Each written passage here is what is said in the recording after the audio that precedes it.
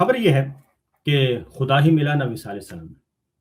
ادھر کے رہے نہ ادھر کے ہم، اور جن زمینی خداؤں پہ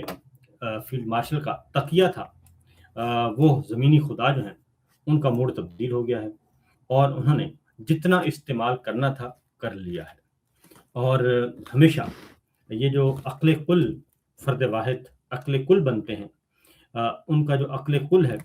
وہ پاکستان کو اور قوم کو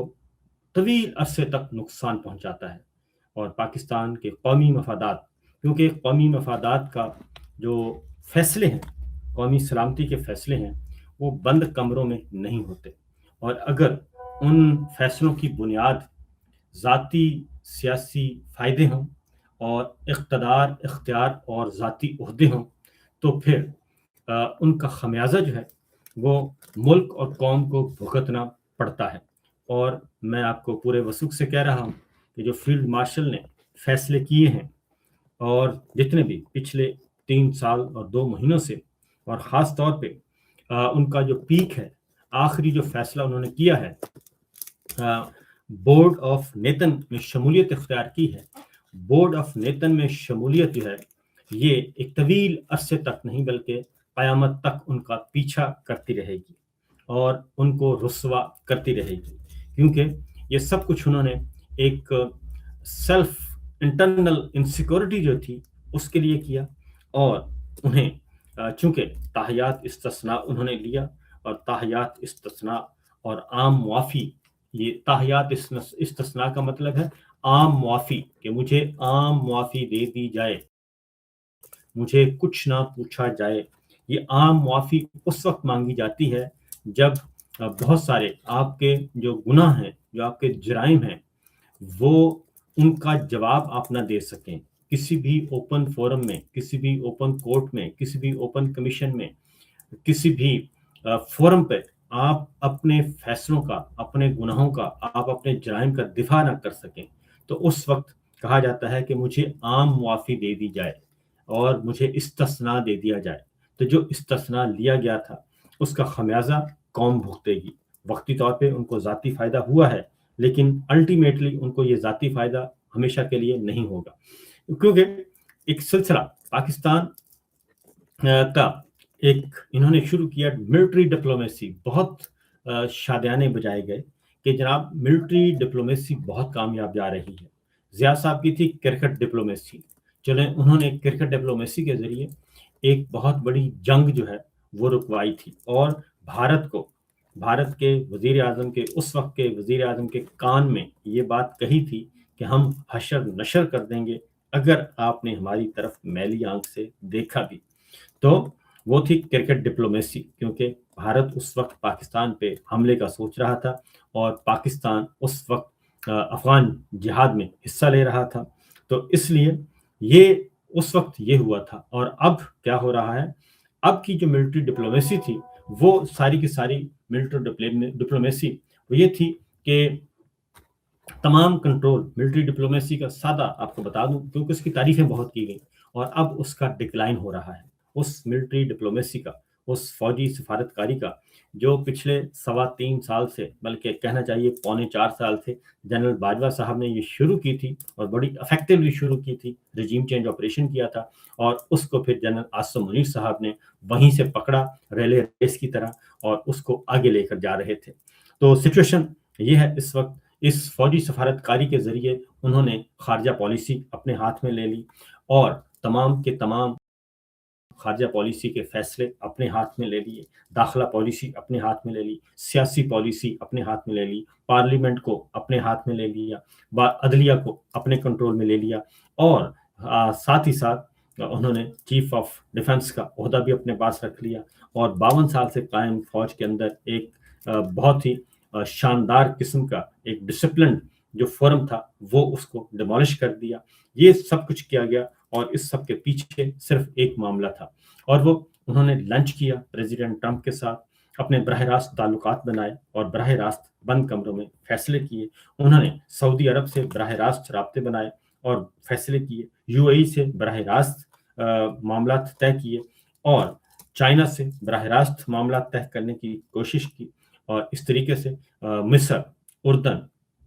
आज़रबाईजान, लिबिया और किस-किस मुल्क का, तुर्की,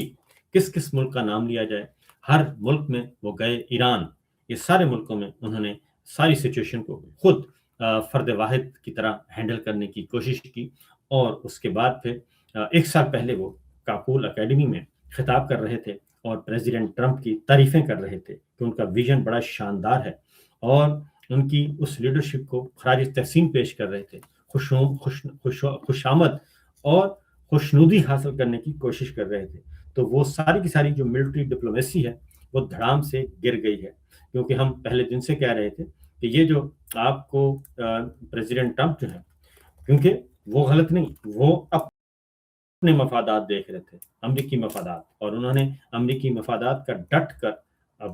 किया जी दिफ़ा किया और डट कर उसका सौदा किया और अमरीकी मफादात को हासिल करने की कोशिश की। ये अब आपका काम था कि आप क्या हैं, आप अकेले जाते हैं या फिर आप अपनी टीम के साथ मुज़ाकरात करते हैं और मामला तय करते हैं। जब आप खुद सेल्समैन की तरह उनके पास गए और उनको नोबेल पीस के लिए भी नामज़द कर दिया और लॉबिस्ट के ज़रिए मुलाकात माँगी और पैसे खर्च करके मुलाकात हासिल की, तो उसका नतीजा फिर यही निकलता है कि अब प्रेसिडेंट ट्रंप ने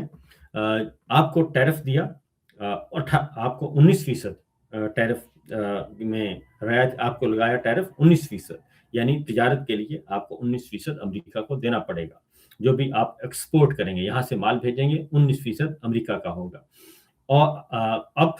जबकि भारत ने क्या किया? भारत ने इस दौरान अपने आप को स्टेबल रखा और ज़रा थोड़ा-सा मज़ाहमत की और मज़ाहमत करने के बाद अब ये हुआ कि उन्होंने टैरिफ हासिल किया है 18%, 1% कम पाकिस्तान से। और दूसरा, प्रेसिडेंट ट्रंप जो कुछ अर्सा पहले तक आपकी खुशनुदी, चापलूसी कर रहे थे और आपको पैम्पर कर रहे थे, आपको भी और दिल्ली सरकार को भी, और वही अब ट्वीट करते हैं मोदी के साथ अपनी तस्वीर को और उनको टेलीफ़ोन करते हैं और टेलीफ़ोन कॉल करके उसको कहते हैं कि मेरा ग्रेट फ्रेंड है। ये सारे का सारा आपके लिए है। और आपने इस दौरान सारे के सारे अंडे जो हैं वो रख दिए उस टोकरी में और उस टोकरी में अंडे तमाम रखने के बाद अब आपके पास कुछ भी नहीं बचा और उसकी वजह ये है कि आपने रीजनल प्लेयर्स के साथ अपने ताल्लुकात कशीदा किए, रूस के साथ ताल्लुकात कशीदा किए, चाइना को नाराज़ किया और सऊदी अरब को भी अब आप नाराज़ कर चुके हैं और वो भी आपसे उस तरीके से ईरान आपके साथ खिंचाव है, ईरान का हमसाया मुल्क है ईरान, वो नाराज़ कर चुके हैं। अफ़गानिस्तान को आप नाराज़ कर चुके हैं। आपकी किसी हमसाया मुल्क के साथ इस वक़्त आइडियल रिलेशन नहीं है, नॉर्मल रिलेशन भी नहीं है, बिलो नॉर्मल ताल्लुकात हैं आपके तीनों हमसाया ममालिक से। इंडिया के साथ आपकी बिल्कुल एडवर्सिटी है, अफ़गानिस्तान के साथ एडवर्सिटी है, जंग है, ईरान के साथ आपके सरहदों पे फ़ौज लगी हुई है और बलूचिस्तान जो कि अफ़गानिस्तान और ईरान के साथ जुड़ा हुआ है और वहाँ पे हम देख चुके हैं कि क्या हुआ है और वहाँ के क्या खमियाजा हम सबको भुगतना पड़ा है। वो आपको नहीं बल्कि पाकिस्तान को वो खमियाजा भुगतना पड़ेगा। एक और खबर आई है जी कि इमरान खान साहब को फिर पेशकशें की जा रही हैं। अब मामला जो है वो असल जो बुनियाद है उसकी तरफ नहीं जा रहे, बल्कि एक बार फिर 8 फरवरी आ रहा है चूँकि और शटर डाउन है, पहिया जाम है मुकम्मल तौर पर और तैयारियां की जा रही हैं और अवाम ने इस दफ़ा गुस्से का इजहार और एक रेफरेंडम की सूरत में करना है, घरों में बैठकर करना है। वो घरों से निकलेंगे नहीं, ना आपको डंडा चलाने की, ना वो कुछ भी फेस नहीं करेंगे। इसलिए किसी किस्म की उनको सामना नहीं करना पड़ेगा और कुछ भी नहीं करना पड़ेगा, ना लाठीचार्ज होगा, ना आंसू गैस होगा, ना वाटर कैनन होंगे। वो अपने घरों में बैठ के और घरों में बैठ के एक भरपूर किस्म का इजहार एहतजाज करेंगे। तो जनाब ये है सिचुएशन, ये है सूरत-ए-हाल। तो इमरान खान साहब को पेशकश की गई कि हम आपको तुर्की भेज देते हैं और तुर्की ने भी कहा कि हम आपको ले जाते हैं, लेकिन मसला इस तरह से हल नहीं हुआ और इमरान खान साहब ने वो पेशकश मुस्तरद कर दी है हस्बे मामूल और इमरान खान साहब के बेटों का वीज़ा उनको नहीं जारी किया जा रहा और पाकिस्तान का वीज़ा और वज़ारत दाखिला मोहसिन नकवी साहब के पास है और मोहसिन नकवी साहब फील्ड मार्शल के खुसूसी एलची हैं और वो वीज़ा नहीं दे रहे। तो जब ये सब कुछ हो रहा है तो जनाब इंतज़ार कीजिए और ये सारी सूरत हाल ये है कि इनके हाथ पाँव फूले हुए हैं, मामलात इनके कंट्रोल में नहीं है।